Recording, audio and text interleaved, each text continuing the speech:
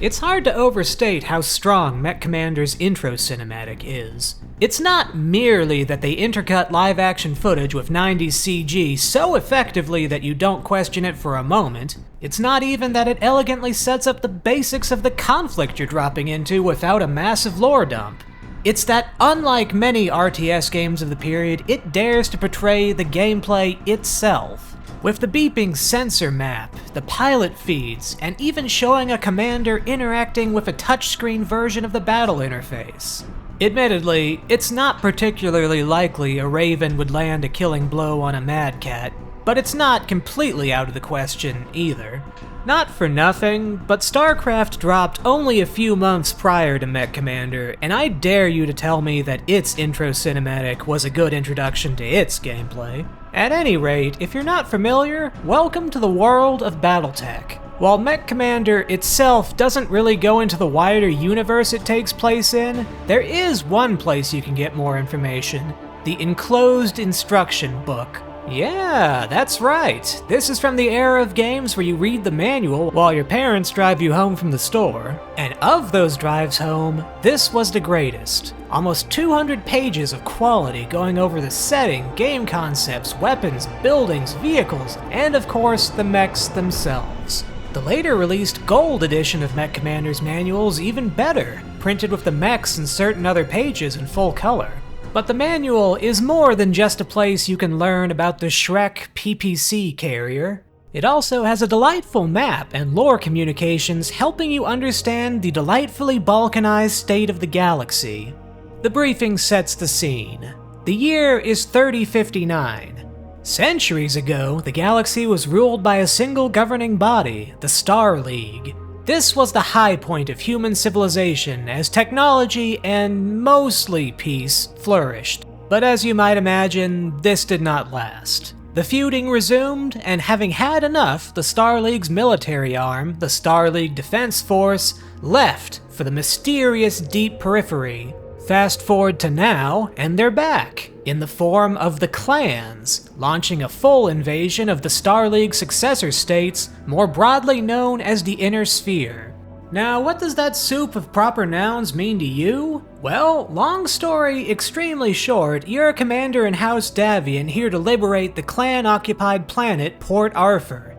Notably, nothing to do with Port Arthur in Texas. I passed through there on a road trip as a kid once and was devastated to find out it's just a giant oil refinery. I should say the specific clan occupying Port Arthur is Clan Smoke Jaguar. The clans themselves, every bit as disparate and factionalist as the Inner Sphere, but that's neither here nor there in the context of this particular game. Okay, that's more than enough preamble. I need to tell you about the combat because, frankly, nothing but the game's direct sequel even comes close. Saying the game holds up doesn't give it enough credit.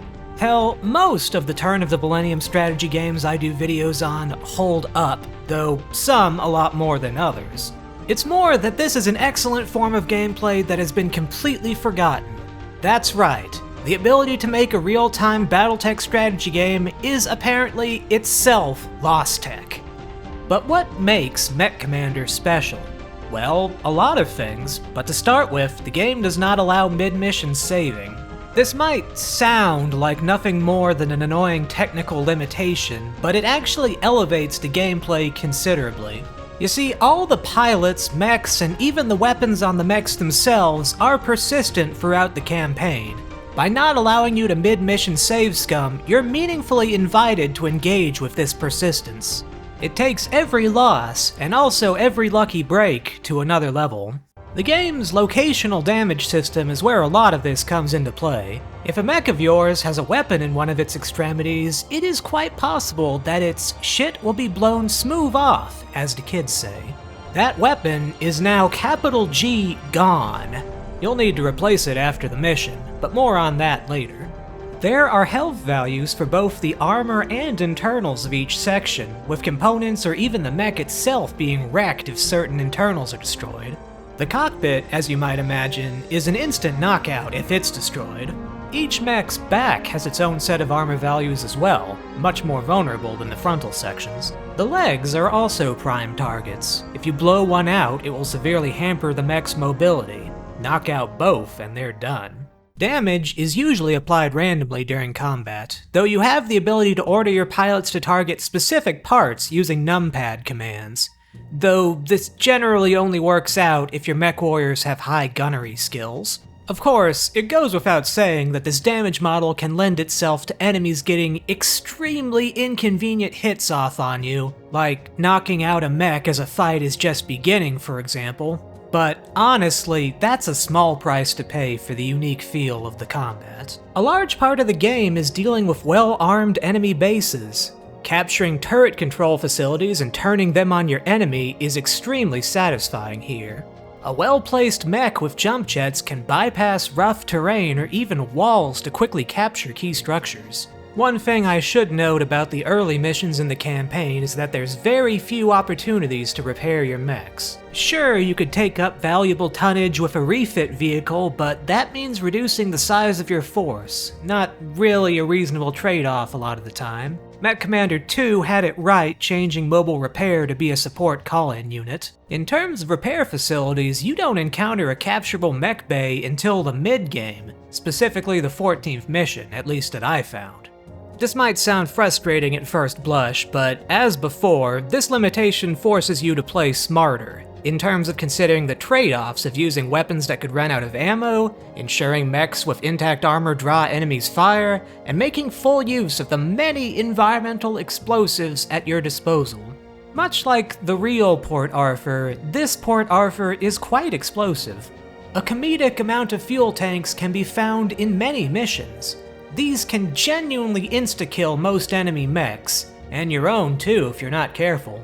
You can also call in off-map artillery and airstrikes, though there is a delay between when you place the marker and when the strike arrives, not entirely unlike the Company of Heroes games, so you have to lead the targets. Landing these successfully can knock out enemy mechs and allow you to salvage them surprisingly often in my experience, and oh my god, I haven't talked about the salvage mechanics yet, have I? You see all these enemy mechs? With a little luck, you can salvage some of them and use them in future missions. Though some are a lot more salvageable than others. If you had the game back in the day, I'm willing to bet you might have replayed the third mission over and over trying to salvage the Mad Cat that you're supposed to avoid towards the end of the map. Not an easy feat, as it can pretty much solo your entire lance in seconds. Leave a comment if you tried this, because I can't have been the only one. I'm pretty sure I resorted to the infinite artillery cheat code after 20 or more tries. There's also a plethora of capturable weapon storage facilities littered across every map. Upon capturing one, you hear one of the most beautiful sounds in the game. Enemy components captured. These facilities are a great reason to explore the lovingly crafted mission maps. You can often find out where the caches are by capturing HQ buildings and mobile HQ vehicles. Now, elevating the importance of salvaging is the fact that the Clanner's technology is explicitly better than the Inner Sphere technology you're using. It's almost always more space efficient, allowing you to fit more weapons. And I think we can all admit the Clan mechs are flat out cooler, too. You can see a running tally for what you've salvaged so far in a given mission in the interface, but the real game feel hits with the beep of the mission accomplished screen, when the salvage list becomes official. This leads me to one of my favorite parts of the game, the Mechlab. Between missions, you can outfit the mechs you've bought and salvaged with the weapons you've bought and salvaged. If you've played any other Battletech games, you might notice that, yeah, the MechCommander Mechlab is quite possibly the most bare bones one, but it's still more than enough to get the job done. For starters, there's no concept of mech hardpoints or even heat management. Each weapon just has a set numerical payload value, and you can toss them on up to the mech's payload capacity. This can lead to extremely goofy shit like Gauss cannons on catapults. What limb was it even put in? Who knows? Despite this, you want to put a good bit of thought into what weaponry you equip. Weapons can be long, medium, or short range, and mechs will literally not fire certain weapons if you try to use them outside of their proper ranges. There's also the trade-offs of using energy weapons or projectile weapons. As I mentioned, you have few chances to resupply in the early missions, so running lasers and particle projectile cannons can be a good play. The other important screen here is Mission Briefing and Deployment. A beautifully crunchy screen giving you a preview of the mission map, your potential deployment locations, and a great deal of briefing text. Not to put too fine a point on it, but it's quite worth it to actually read these. This is not a game you want to try to muddle your way through on normal difficulty. For each arc of the campaign, you also have a delightful FMV operation briefing video. Key to your deployments here is your mission drop weight. You can only bring so much mech to each mission. You can also deploy tonnage of non-mech vehicles, but if we're being real, the only one that you're gonna get any major use out of is the mine layer, which is arguably kind of mandatory for certain missions. You might think the tonnage limit would just gradually increase with each mission, but there's actually a significant variety. Some late-game missions only let you deploy a lance of light mechs or a single assault mech. And even in the missions where you have hundreds of tons of deployment weight to work with, you still have to be very mindful of mobility, as missions often require you to act very quickly. On that note, I really have to praise the mission design here. In an era where a lot of RTS games were content to just throw units and bases on the map to destroy, there's quite a lot of unique objectives in the game that make a lot of sense in the context of a planetary invasion. In the beginning of the game, you're conducting hit-and-run tactics, stealing supplies and destroying facilities on the outskirts of civilization, racking up quite a few common Uller Ws. Eventually, you start capturing and defending whole military facilities, one of the most fun kinds of objectives. Midway through the campaign, you start seeing time limits. This might seem oppressive, the kind of thing strategy gamers hate to see, but here I would argue it actually works pretty well. I think some of it comes down to your focus not needing to be on building up an army or economy. I mean, the army building effectively comes before the mission when you have unlimited time and all. So in effect, you may have a fairly aggressive ticking clock to worry about, but you also have the flexibility to deal with it on your terms, be that in utilizing quicker mechs or optimizing your plan of attack. There was only one mission that I would argue rose to the level of kinda bullshit. It's a mission near the end of the game where you capture a sprawling oil refinery complex. Again, on point for Planet Port Arthur. While the mission blissfully isn't timed, if even one of the oil derricks you need to capture gets destroyed, you lose. Now, the initial defenders don't actively attack them, but once you capture one, enemies spawn in from off-map to attack it, after a significant delay. Sometimes in multiple waves after another delay. These enemies will immediately target the many explosives around the derricks, so you can't even let them get close. It's entirely possible, perhaps to the point of being a deliberate troll, for you to blow away the first wave of enemies that spawns in when you capture the closest derrick, think that it's all clear and make your way to the next derrick, only to lose the mission when the second wave Kramers in and blows up the first derrick. The other screwy trigger is if you clear all the forces on the map before capturing any of the derricks, it spawns in an attack wave of fast mechs which will beeline to the nearest derrick in the east to destroy it, even if you haven't captured it yet. Kind of a party foul, but I get it. The final mission of the campaign at last fulfills the promise of the intro cutscene, having you capture the primary starbase on Port Arthur in advance of the next wave of Davian mech forces. Specifically, you have to silence the dropship-killing orbital defense guns before they arrive. To start, you need to charge and capture the temporarily deactivated turret controls with a fast mech before enemy reinforcements arrive. It doesn't get easier from there though, with enemy fire being concentrated enough to melt even an Atlas in seconds if you're not careful. At least you don't have to defend anything though. As you silence the last gun, you're rewarded with a delightfully crunchy outro video. But this is not the end of MechCommander. There's an absolutely sublime expansion pack campaign, Desperate Measures. Clocking in at about a third the length of the main game, it's pretty significant. The expansion takes place on an entirely different planet, Surmac. It could not be more different from Port Arthur. Cracks crisscross the blasted landscape. Geysers of presumably toxic liquids menacingly spray. It almost feels like a Fallout or Wasteland total conversion mod. The music adds considerably to the feeling of desolation. Most plot-relevantly, ruins of extensive Star League-era facilities are everywhere. It's what's in these facilities that a rogue Smoke Jaguar commander is after, and you're here to stop him. Needless to say, you've got some cool new tools to do it, one of which is the Long Tom, which is not just available as a mech weapon, but also turret form. These will be your worst enemy, but also your best friend once you capture their control towers. A non-trivial number of missions can be made considerably easier if you can get your enemies to blunder into them.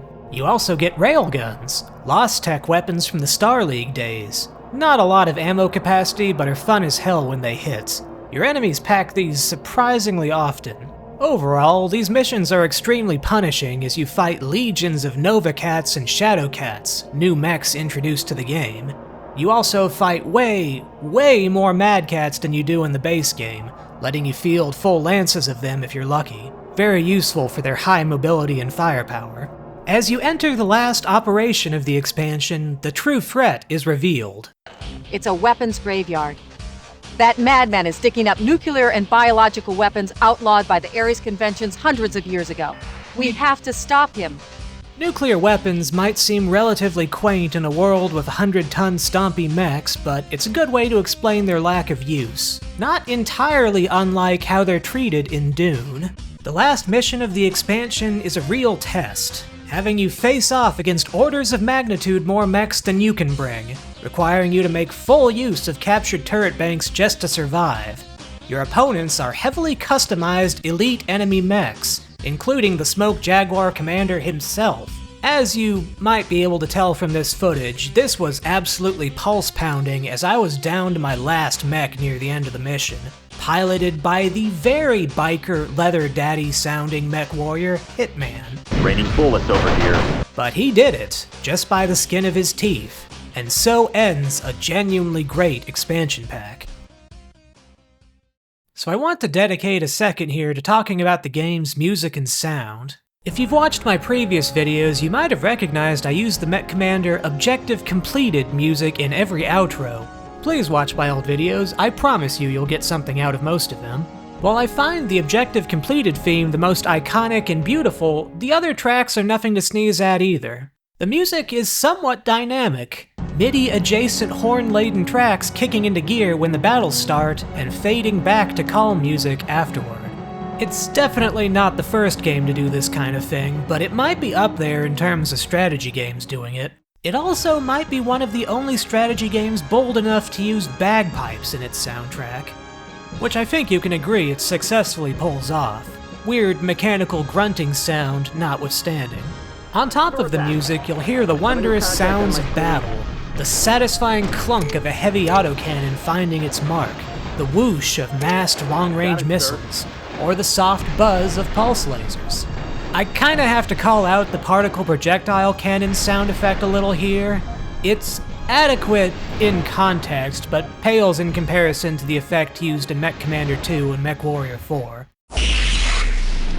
Just listen to that. I'm gonna play it again just for the hell of it.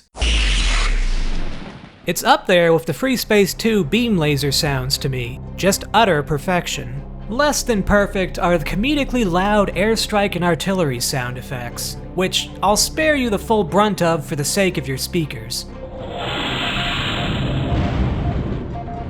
I suppose it still has some lingering retro charm? Of course, what has the most charm are the mech warriors themselves. One less enemy crawler. Each with their own individual full-motion video pilot clips and audio barks. Yes, sir. Rooster here. Dogger, he blew up good. Wonderful production value, the likes of which has largely been lost to time. I struggle to think of where full-motion video has been integrated better into a strategy game than this, or its sequel. Maybe Red Alert 2 comes close.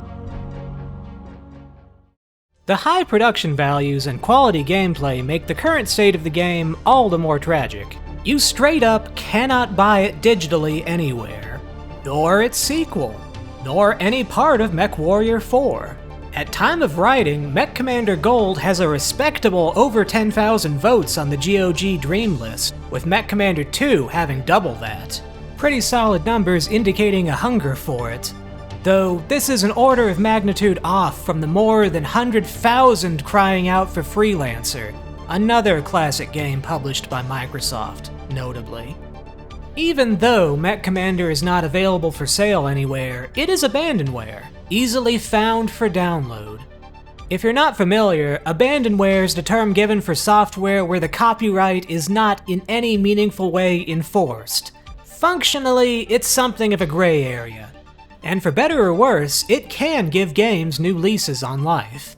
And Lord Almighty, is this era of Battletech games in need of a lifeline.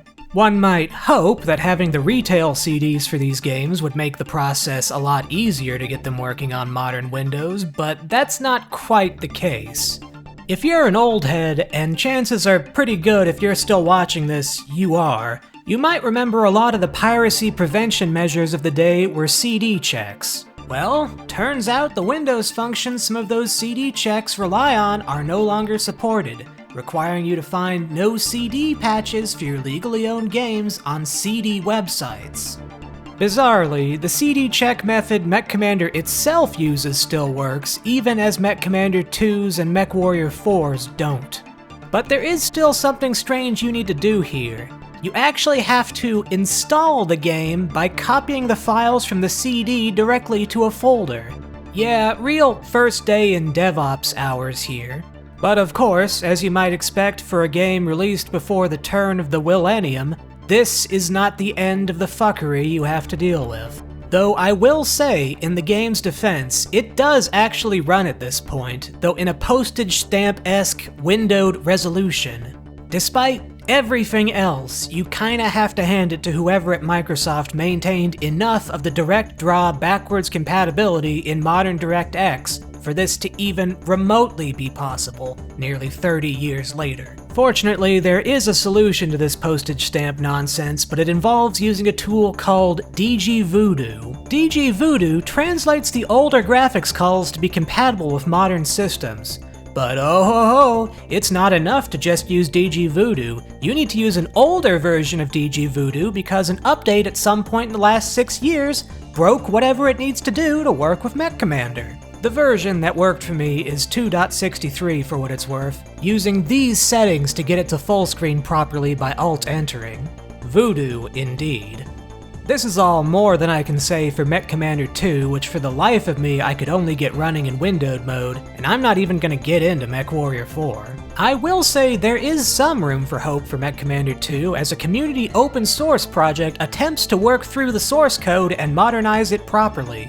I wish them the absolute best of luck, but it kind of sucks to have to rely on community labor for proper game preservation.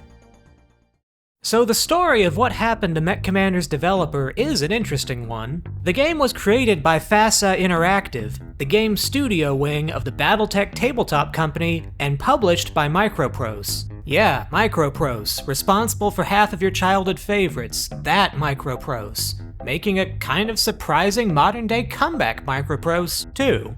During the development of the Desperate Measures expansion, Microsoft swooped in and flat-out bought FASA out, and with it, the rights to the Battletech IP as it pertains to video games. So yeah, Microsoft is kind of the villain in this story in letting all these games rot, though I suppose they should get some passing credit for getting as many Battletech games made as they did. In terms of more modern Battletech games, I'm gonna level with you, I'm not the biggest fan of the games put out by Piranha. There's just something about them that feels wrong. Maybe it's the interfaces, maybe I haven't given them the full try they deserve, but it's kind of hard to shake the feeling of, well, perhaps effort put into the wrong places. Of course, I can't not mention Battletech, the turn-based strategy game Harebrained Schemes put out. I feel pretty good having backed that one on Kickstarter. And while I still think the MechCommander games have better moment-to-moment gameplay for what I look for in a strategy game, I immensely respect what it was going for, particularly as an exploration of the setting. They clearly cared quite a lot about making you feel part of the world. Less so about the quality of the DLCs, sadly. I should also probably mention some related games real quick here. If you're looking for a real-time mech strategy game with somewhat persistent mechs, you might consider Metal Fatigue, which, against all odds, is right there on Steam. Yeah, fucking Metal Fatigue is better preserved than either of the MechCommander games. Mandalore Gaming has a good video on it if you want to know more. A dark horse to talk about here is Brigador, which while it's not in any degree a strategy game and requires the use of many non-mech vehicles, it's arguably the best inheritor of the isometric look that worked so well in games like MechCommander and Tiberian Sun. A lot of fun to be had wrecking your way through the cityscapes to an absolutely banging soundtrack. There's also a new game in the universe coming allegedly, so maybe we'll get more Johnny Five Aces games after all. Anyway, all that said, that's MechCommander. Not to put too fine a point on it, but it genuinely might be the best game I've ever done a video on. If you can dedicate an afternoon to getting the damn thing running, it's more than worth it. A strong argument could be made that it's still the best mech strategy game almost 30 years later. Maybe that comes down to the giant nerds who made it being directly from the tabletop company responsible for Battletech in the first place. Perhaps one of them could open up a metaphorical Star League vault with the source code in it someday and get a real community modernization of it going. But until that day, it's likely to remain the software equivalent of Lostech, on the agonizing verge of being forgotten entirely. Thank you for joining me in remembering it.